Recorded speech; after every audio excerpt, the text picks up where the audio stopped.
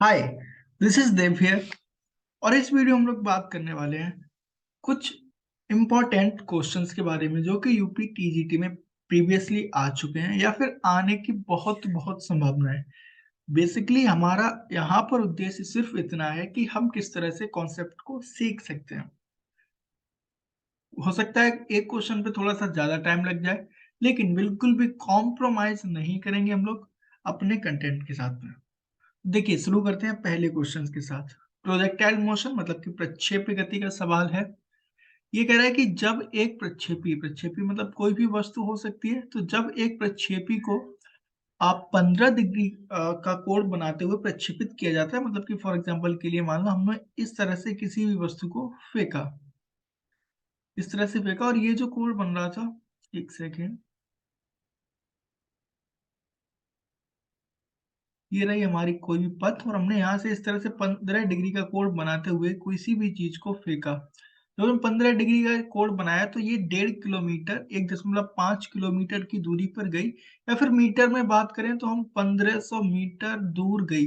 Metre में इसलिए बदला क्योंकि हमको हमेशा ही एम के एस में मान को रखना होता है ताकि कोई भी गड़बड़ ना हो, या फिर ऐसा ही पद्धति में मात्रकों को रखना होता है ताकि कैलकुलेशन करने में कोई भी मिस्टेक ना हो। ठीक है, तो 1500 मीटर तक गया। अब हमसे कह रहा है यदि इसी कोण को हम 45 डिग्री कर दें, मतलब कि वेग उतना ही रखा है, कुछ नहीं बदला, सिर्फ हमने एंगल को बदल दिया। कितना कर दिया? 45 डिग्री कर दिया। तो अब बताओ ये कितनी दूर जाएगी। मतलब कि अगर अब हम इसको न्यूमेरिकल्स के टर्म में समझे तो हमको क्या दिया है? सबसे पहले थीटा 1 दिया है, वो 15 डिग्री है। थीटा 2 दिया है हमको 45 डिग्री। और इससे रिलेटेड R1 मतलब कि पहली रेंज दी गई है 1500 मीटर, और हमको R2 निकालनी है। ठीक है, इस तरह के सवाल को करने के लिए हमको क्या चाहिए? अब हमें R और थीटा में रिलेशन पता होना चाहिए। तो अगर आपको प्रोजेक्टाइल मोशन के कुछ फॉर्मूले याद हो तो उसमें रेंज का जो फॉर्मूला आता है वो होता है U square sine 2 theta upon g, है ना।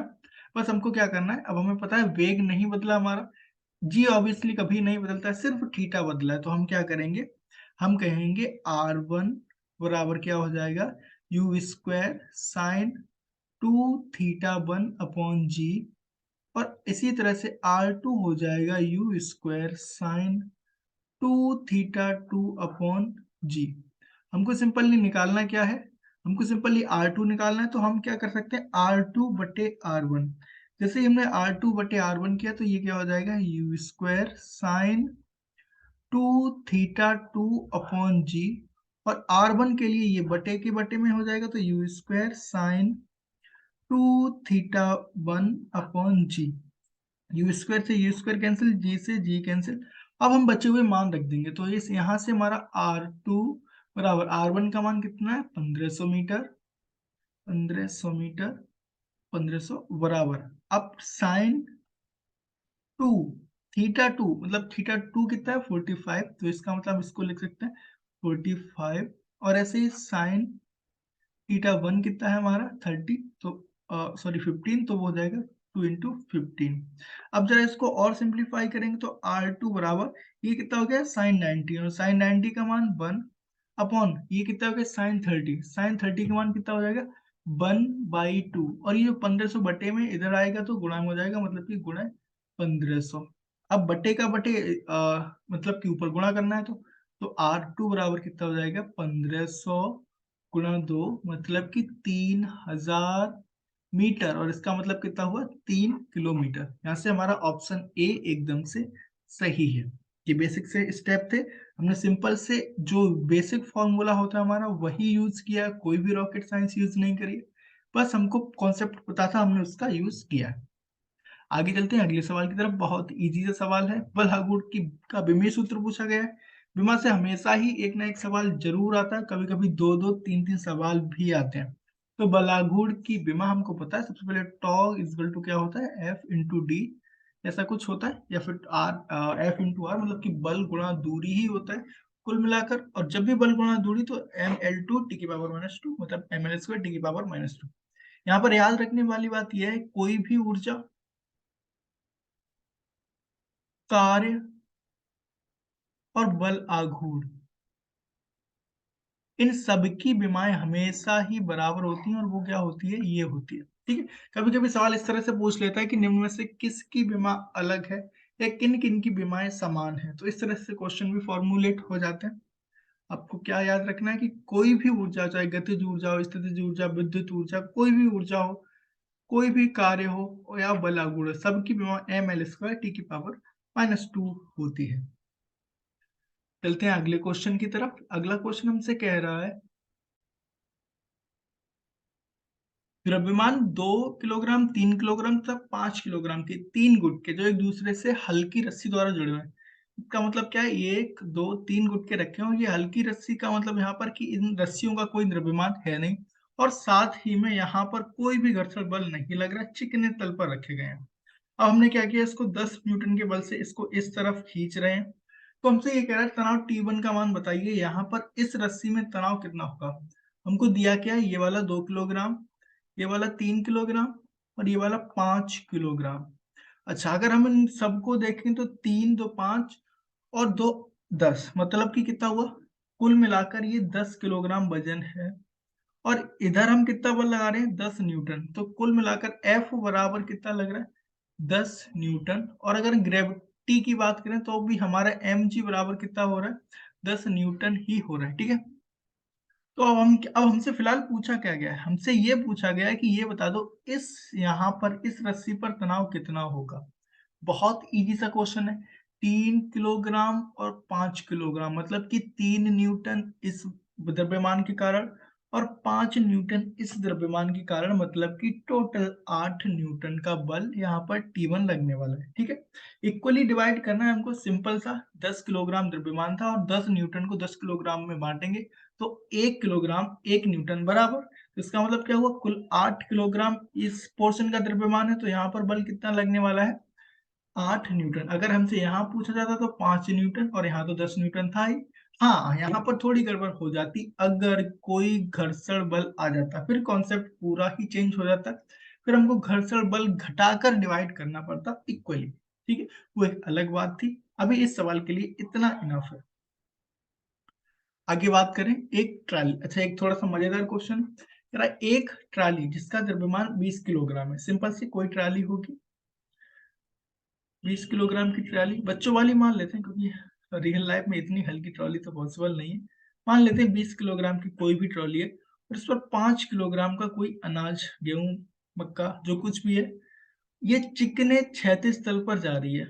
अब क्या हुआ, ट्राली की तली से यहाँ से छेद हो गया और छेद में से 0.2 किलोग्राम प्रति सेकंड की दर से गेहूं निकलना शुरू हो गया। अब ये जब चलती चलती चलती ट्राली यहाँ से यहाँ तक पहुंची, अब बताओ इसके वेग में क्या चेंज होगा, मतलब कि वेग कितना हो जाएगा। अभी इनिशियली ये कितनी चल रही थी, 20 मीटर प्रति सेकंड की स्पीड से। अच्छा, यहाँ पर अगर रॉकेट के कॉन्सेप्ट को यूज करें तो हमको पता है रॉकेट में क्या होता है या मिसाइल में क्या होता है कि यहाँ से नीचे जो थ्रस्ट निकलता है और ये जो थ्रस्ट निकलता है, जो धुआं निकलता है ईंधन को जला के, जो कुछ भी निकलता है, तो वो रॉकेट को ऊपर की तरफ स्पीड देता है ना। अगर सपोज करो हम इस तरह से इस डायरेक्शन में निकालें, इस थ्रस्ट को यहाँ से बंद करके यहाँ इस डायरेक्शन से निकालें या फिर इस डायरेक्शन निकालें, क्या रॉकेट ऊपर जाएगा, बिल्कुल भी नहीं। ठीक, अगर उस कॉन्सेप्ट को यूज करें, क्योंकि ट्रॉली इस तरफ जा रही है मतलब कि वेग इधर है और हमारा जो द्रव्यमान गिर रहा है नीचे की तरफ गिर रहा है, तो इसका मतलब यहाँ पर कोई भी कंपोनेंट काम नहीं करेगा इस वेग को परिवर्तित करने के लिए, और उस हिसाब से हमारा वेग अनचेंज रहेगा, बिल्कुल भी नहीं बदलेगा, मतलब कि 20 मीटर प्रति सेकंड ही रहेगा। लेकिन अगर इसको एक दूसरे कॉन्टेक्स्ट में देखें, वो है संवेग संरक्षण। तो जब ट्रॉली यहां से यहां तक पहुंचेगी तो देखो 1 सेकंड में कितना निकल रहा है, 0.2 किलोग्राम।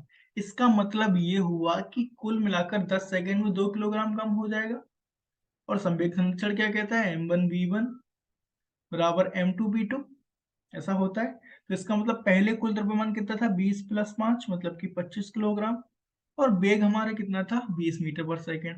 दूसरी कंडीशन में कितना द्रव्यमान रह जाएगा, 2 किलोग्राम कम कर देंगे गेहूं, मतलब कि 20 और 3 23 किलोग्राम, और B2 हमको निकालना है। तो इस हिसाब से B2 हमारा हो जाएगा 500/23, इसका मतलब 21 दशमलव के आसपास कुछ आने वाला है, जो कि हमको यहाँ ऑप्शन नहीं दिख रहा है, तो इसका मतलब हमारा ऑप्शन ए सही है।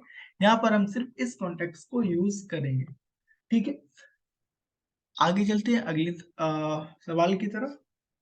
ये कह रहा है एक लिफ्ट पंप 200 वोल्ट तथा 10 एम्पियर। अब ये सवाल देख के ना थोड़ा सा डर लगने लगता है कि यार क्या एम्पियर दे रहा है, अभी वोल्ट दे रहा है, फिर उसके बाद डिग्री सेंटीग्रेड दे दिया, अभी ऊंचाई, फिर हमको पानी चढ़ाना है, उसके बाद एफिशिएंसी और दे दी 75%। इतना सब कुछ देख के तो पहले से डर जाते हैं, कहते हैं ये सवाल तो ना बनने वाला। लेकिन ये सवाल उससे कई ज्यादा आसान है। फिलहाल हमको दिया क्या गया है, हमसे कहा गया है कि एक कोई टंकी रखी है। ठीक, यहाँ पर नीचे हमने कोई पंप लगा रखा है और इस टंकी की ऊंचाई दी गई है 15 मीटर। ठीक है, 15 मीटर ऊंचाई दी गई है, यहाँ से पाइप पानी भरना है। और इस टंकी का आयतन कितना दिया गया है, 3 मीटर लंबी मान लेते हैं, 2 मीटर चौड़ी मान लेते हैं और 1 मीटर मोटी या ऊंची, जो कुछ भी मान सकते हैं। मतलब इसकी डायमेंशन कुल मिलाकर 3 × 2 × 1, मतलब कि इसका जो कुल आयतन है वो 6 मीटर क्यूब है। ठीक है, इतना दिया गया है हमको। अब हमसे कह रहा है कि मोटर पंप की क्षमता कितनी है, 75%। मतलब कि अगर पंप पर लिखा है कि ये 1,000 लीटर पानी 1 घंटे में चढ़ाएगा, तो उसकी एफिशिएंसी सिर्फ 75% है, मतलब कि ये 750 ही चढ़ा पाएगा। ये दक्षता का मतलब है, क्षमता दक्षता एक ही बात है। ठीक है, ये इसका मतलब है। अब देखते हैं हम क्या कर सकते हैं। सबसे पहले यहाँ पर दिया है B × I, मतलब कि वोल्ट दिए हैं और एम्पियर दिए हैं। ये हमको दिया गया है क्योंकि हमको क्षमता नहीं दी गई। और किसी भी चीज की, किसी भी विद्युत संयंत्र की जो क्षमता होती है वो P बराबर होती है B × I। मतलब कि अब इस हिसाब से हमारी जो इसकी शक्ति है, सॉरी शक्ति है, जो सामर्थ्य है, जो पावर है, वो कितनी निकल आएगी, 200 × 10, मतलब कि 2000 वाट। ये इसकी क्या आ गई, पावर आ गई। ठीक है, अच्छा अब हमको H दिया गया है इसके साथ। ये अब जो हमको ये 4 डिग्री सेंटीग्रेड क्यों दिया गया है, क्योंकि 4 डिग्री सेंटीग्रेड पर जो पानी का घनत्व होता है वो होता है 1000 किलोग्राम/मीटर क्यूब। इसलिए दिया गया है क्योंकि हमको द्रव्यमान नहीं दिया है। तो उस हिसाब से अगर देखें तो हमको कितना पानी भरना है, 6 मीटर क्यूब, 6 मीटर क्यूब। अच्छा, 6 मीटर क्यूब पानी भरना, तो 6 मीटर क्यूब का द्रव्यमान कितना हो जाएगा, 1000 × 6, मतलब कि 6000 किलोग्राम पानी हमको चढ़ाना है।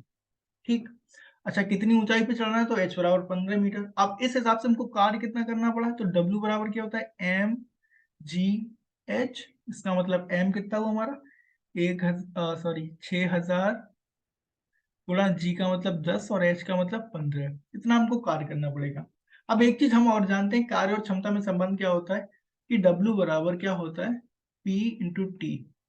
ठीक, अब एक समस्या और है कि इस पंप की क्षमता कितनी है, 75%। मतलब कि वैसे तो ये से क्या करना चाहिए, 2000 वाट का कार्य करना चाहिए, लेकिन ये नहीं कर पाएगा, 2000 वाट के हिसाब से नहीं करेगा, उसका सिर्फ 75% करेगा। तो इसका मतलब W बराबर क्या हो जाएगा इस पंप के लिए, P, और 75% का मतलब क्या हो गया, 75/100 × T। ठीक है, अब हमको सिर्फ T का मान निकालना है। W हमको पता है, P हमको पता है, तो हम T का मान आसानी से निकाल सकते हैं। कैसे, T बराबर क्या हो जाएगा, देखो T को यहीं रखा, W × 100 कर सकते हैं, अपॉन P × 75, ऐसा कर सकते हैं। ठीक, कोई परेशानी नहीं। अच्छा, इसको अगर सही से देंगे तो ये इसको 4 बार, 25 से काटा इसको 3 बार। ठीक है, अब जरा T के लिए अगर हम इसको सॉल्व करें, तो इसमें स्पेस करता हूँ थोड़ा सा।